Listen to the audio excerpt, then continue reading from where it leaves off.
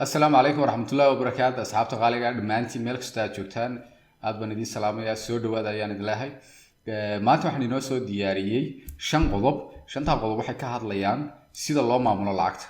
run ahaantii dhamaantiin waynu wada ognahay muhiimiyadda ay u leedahay lacagtu nolosheena waynu ognahay dadku lacagta kama hadlaan way ka khajilaan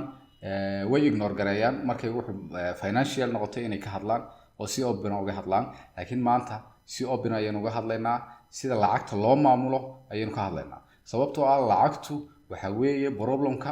inoogu weyn ee nolosha subax walba waad soo kacdaa waad soo kalahdaa waxaad u soo kacdaa inaad shaqo tagto oo aad lacag soo shaqaysato lacagta si aad ugu dabarto noloshaada oo aad ugu kafeyso noloshaada dailiga ah waxyaabaha daruuriga ah iyo waxyaabaha aan daruuriga ahaynba ayaad u soo kalahdaa waxaan oran karnaa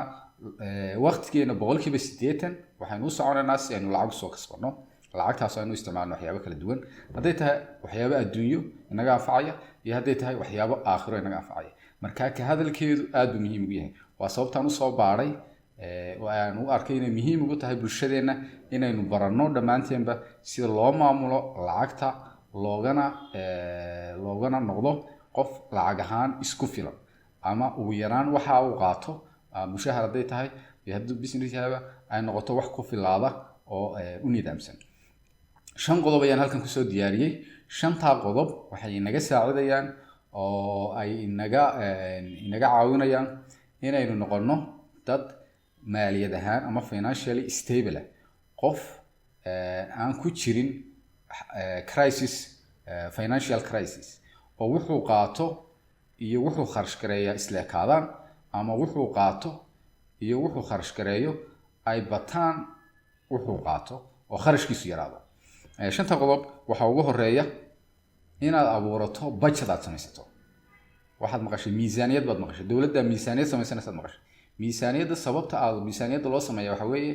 in dalku waxa soo galaya dakhliga soo galaya iyo wuxuu kharash gareynayo in la isku match gareeyo haddii aan la ogeyn dalku waxa soo galaya iyo waxa uu kharash gareynayo dalkaas uu fail garoobaya khatar buu ku sugan yahay sidaas la mid ah ayay shakhsiga iyo businesska iyo family-gaba muhiim ugu tahay inay budget samaystaan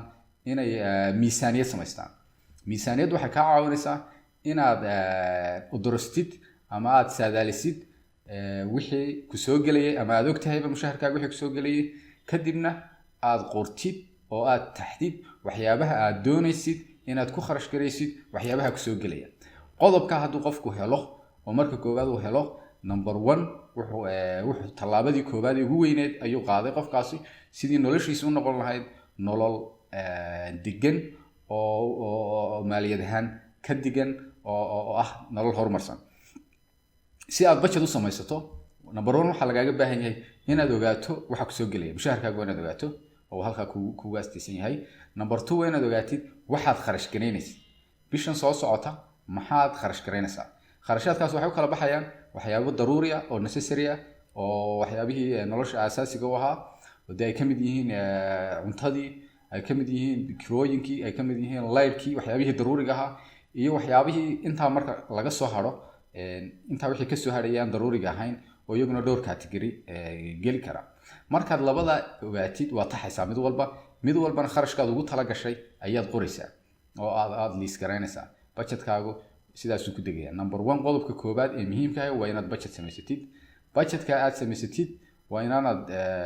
inaad ku shaqaysid oo aad ku dhaqan gelisid oo aanu noqon waraaqaad iska qortay oo aad sidii budgetku ahaa aad ku dhaqan gelisid sidoo kale waa inaad samaysatid xoogaa lacag oo kooban oo aad ugu tala gashay waxyaabaha aanad budget gareyn inaad ku kharash gareyn kartid taasina waa inay koobnaato qodobka labaad waxa weeye inaad fahantid oo istadigaraysid oo darastid kharashaadka kugu baxa waa inaad dib u fadhiisatid oo tiraahdo horta lacagtaydu xagee ku baxdaa where is my money going lacagtaydu xagee ku baxdaa yaa lacagtayda qaata because kun shilin oo kasta ama $1 oo kasta jeebkaaga ka baxaya qof kala qaadanay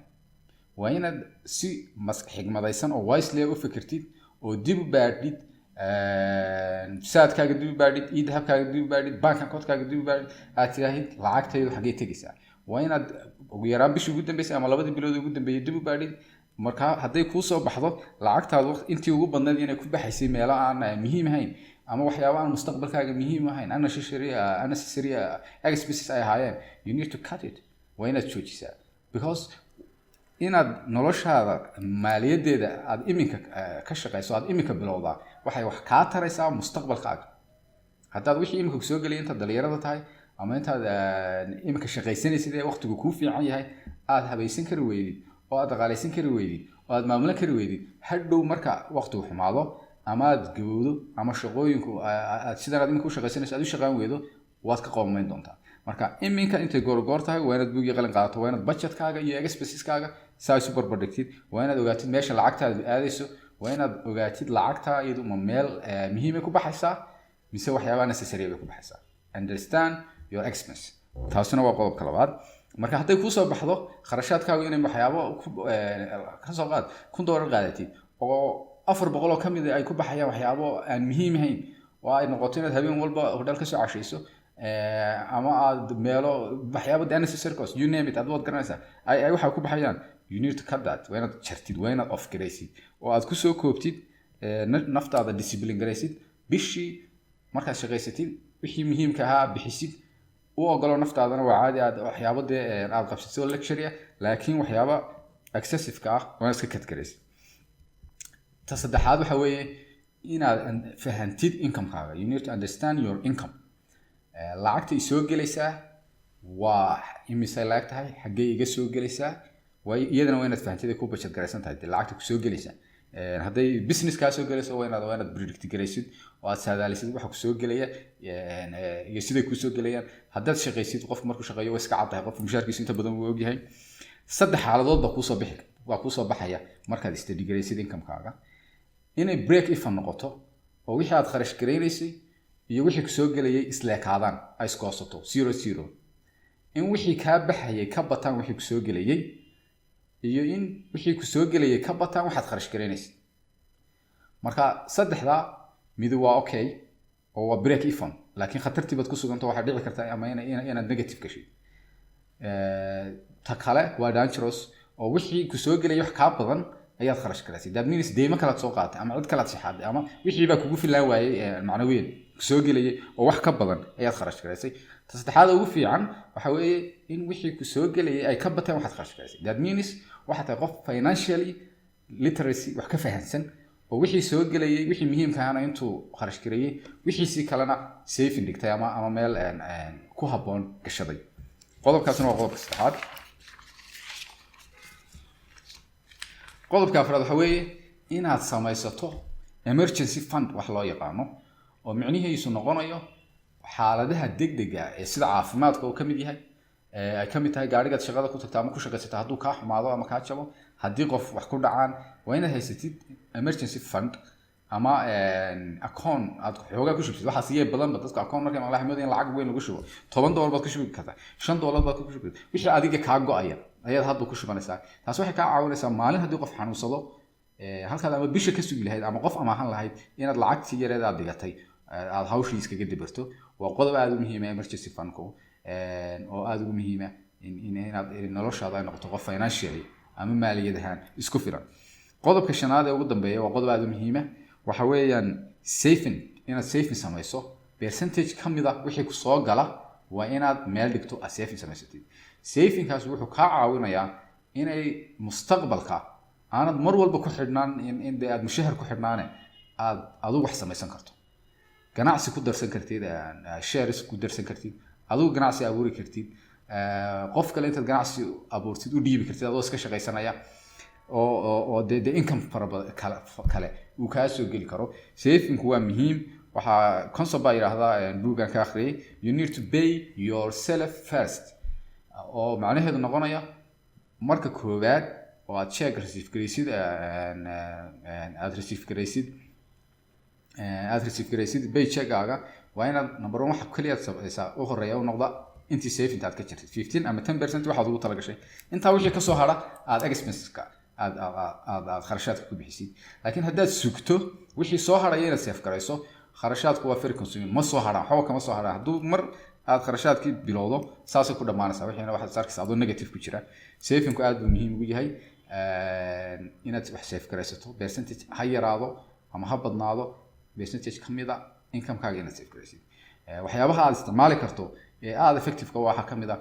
bahashan loo yaqaan hagbadda ama ayuutada dadka Soomaalidu yaqaaniin oo dadku maadaama bangiyadii aan si fiican u shaqeynayn oo qofka aanu deyn qaadan karin ama aanu maal gashan karin ay u noqoto dadka financial source u noqota oo qofka hadii ama 300 ama 500 ama 100 ama $50 inka kamid ah mushaharkiisa laga jaro oo automatically ay ugu dhacayso hagbadda kadib markaad hagbadda qaadatid aad iyadana si wisely u kharash garaysid oo badanaa dadku markay hagbadda qaataan wax yar oo waxyaabaha necessary ay markaba ku iibsanayaan ay lacagtani kugu sii bixina wax iska kharash garaa account baad dhigan kartaa hagbad kale aad geli kartaa 5 sano ama 10 sano oo aad hagbad ku jirto maalmo bil sanad walba 3,000 ama 4,000 aad income-kaaga inta leeyahay ama 1,000 ama 500 ku soo dhacayso 10 sano kadib waxay noqonaysaa lacag fiican oo wax ku qabsan kartid waa intaana